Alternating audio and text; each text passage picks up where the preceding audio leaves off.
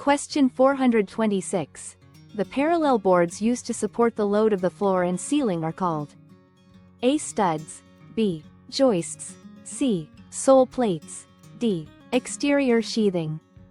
Correct answer is B. Joists. Joists are horizontal structural members that provide support for the floor and ceiling from the walls or beams. They run parallel to each other and distribute the weight of the floor or ceiling to the load-bearing walls or structures below. Studs are upright piece of wood, a vertical board in a wall that is part of the building's frame. Sole plates are horizontal boards that form the bottom part of a wall frame and provide a nailing surface for the studs to be attached. Exterior sheathing refers to the layer of material attached to the exterior side of wall studs. It provides protection from the elements and a base for exterior cladding like siding.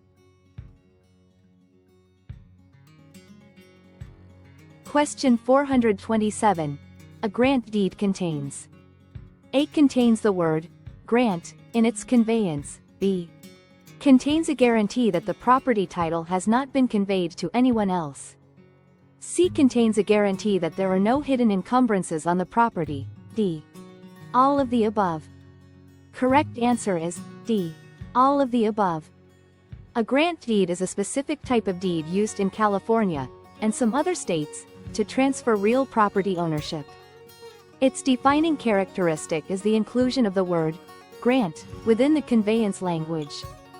This seemingly simple word carries significant legal weight, as it automatically implies two crucial warranties from the grantor, seller, to the grantee, buyer.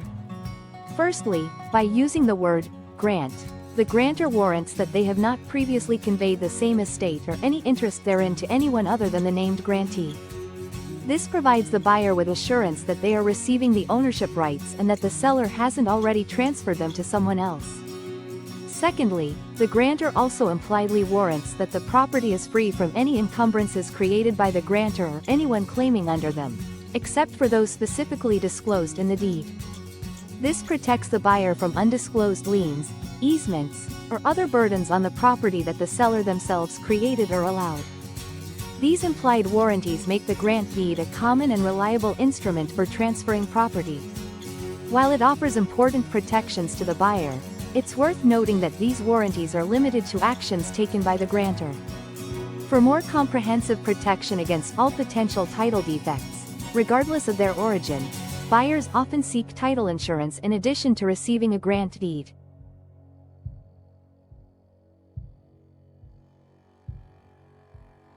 Question 428. The maximum duration of a farm-related lease is A. 10 years, B. 25 years, C. 51 years, D. There is no maximum limit. Correct answer is C. 51 years. No lease or grant of land for agricultural or horticultural purposes is valid for a longer period than 51 years. This is specified in California's Civil Code Section 717. Question 429. A promissory note that requires interest payments only through the note's term is called an A. Straight note, B. Amortized note, C. Short-term note, D. Adjustable rate mortgage. Correct answer is A. Straight note.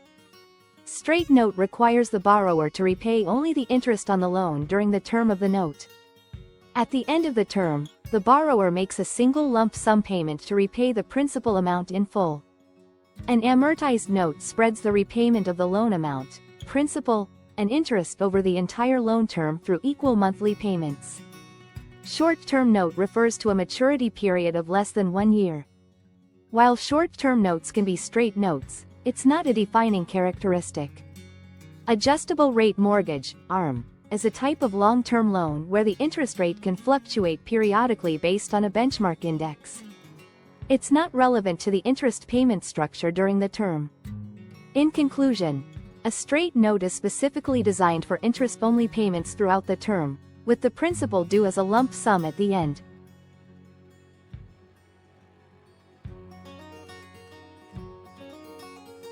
Question 430. Emblements are A. Real property that grows on the land of the property owner, B. Personal property of the person who grew them. C. Real property that is tended by a group of people, such as a community garden. D. None of the above. Correct answer is B. Personal property of the person who grew them. Emblements are an exception to the general rule that things attached to real estate become part of the real estate.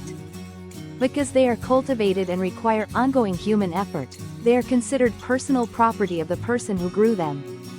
Annual crops such as corn and tomatoes are termed emblements, categorized as the personal property of the grower.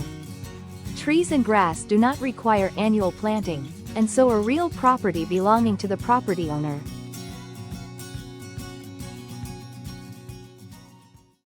Annual crops such as corn and tomatoes are termed emblements, categorized as the personal property of the grower. Question 431.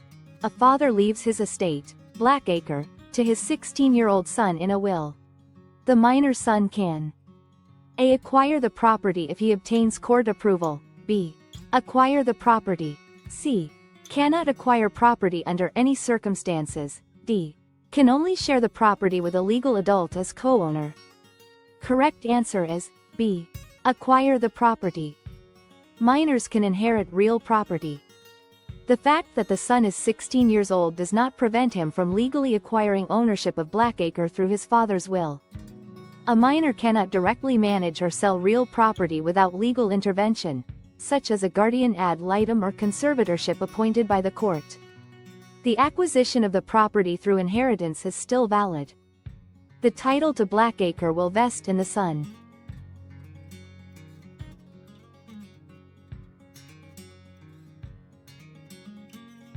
Question 432. Which of the following would likely be an implied covenant in a lease? A. Warranty of habitability. B.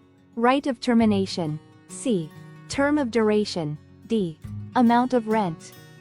Correct answer is A. Warranty of habitability. An implied covenant is a legal understanding that is assumed to exist in a contract, even if it isn't explicitly written. It's based on common law and the presumed intentions of the parties. Warranty of habitability is a fundamental implied covenant in most residential leases. It means the landlord has a legal responsibility to maintain the property in a condition that is safe, sanitary, and fit for human habitation throughout the tenancy. This includes ensuring basic necessities like functioning plumbing, heating, and structural integrity.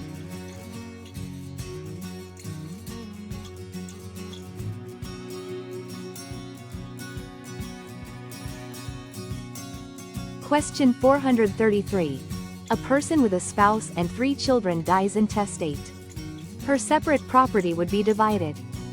A. Equal shares between her spouse and their children. B. 1/3 to her spouse and 2/3 to their children.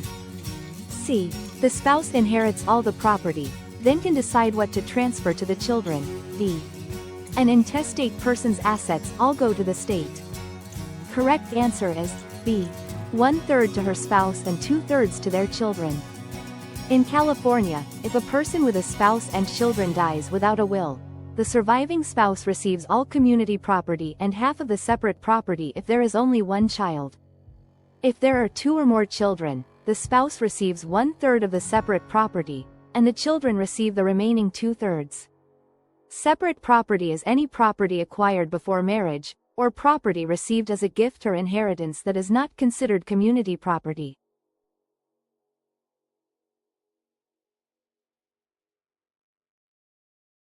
Question 434.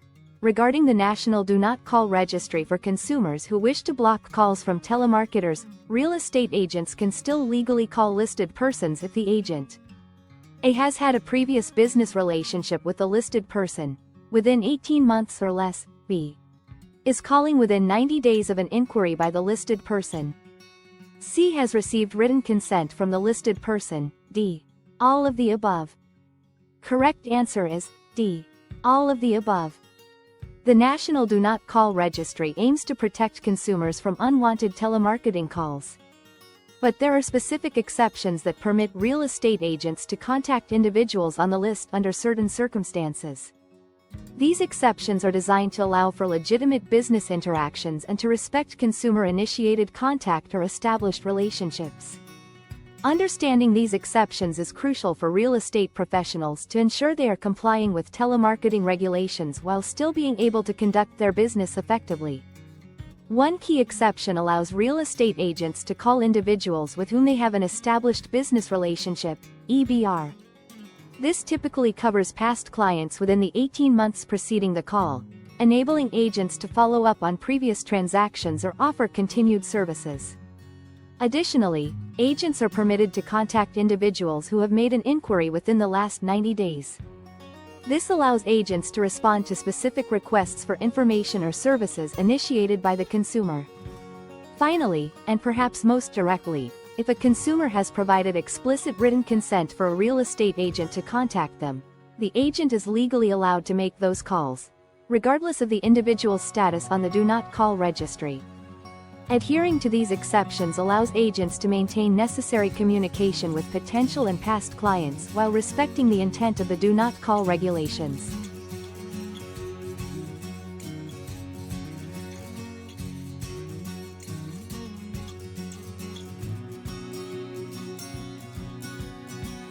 Question 435. It is a good idea for a listing interview to be A. Personalized for each property, B. The same for every property, C. Focus on the licensee, D. Focus on the commission terms. Correct answer is A. Personalized for each property. A successful listing interview should prioritize a tailored approach that acknowledges the unique characteristics of each property. By personalizing the discussion, a real estate agent demonstrates a genuine understanding of the seller's specific asset and their individual objectives. This involves actively listening to the seller's needs, thoroughly assessing the property's features and condition, and researching the local market dynamics relevant to that particular home. A customized interview allows the agent to present a marketing strategy that directly addresses the property's strengths and potential challenges, showcasing their expertise and positioning it effectively within the current market. Conversely, a generic or standardized listing interview can leave the seller feeling as though their property is not being given the individualized attention it deserves. While it's important for the agent to convey their qualifications and experience, the primary emphasis should remain on the seller's property and how the agent's skills will be specifically applied to achieve a successful sale. Overly focusing on the agent's accomplishments or immediately dwelling on commission terms before establishing value can detract from building a strong rapport and demonstrating a client-centered approach. Ultimately, a well-conducted listing interview that is personalized to the specific property fosters trust and confidence in the seller. It allows the agent to showcase their understanding of the local market and present a strategic plan tailored to the property's unique attributes, increasing the likelihood of securing the listing and establishing a positive working relationship with the seller.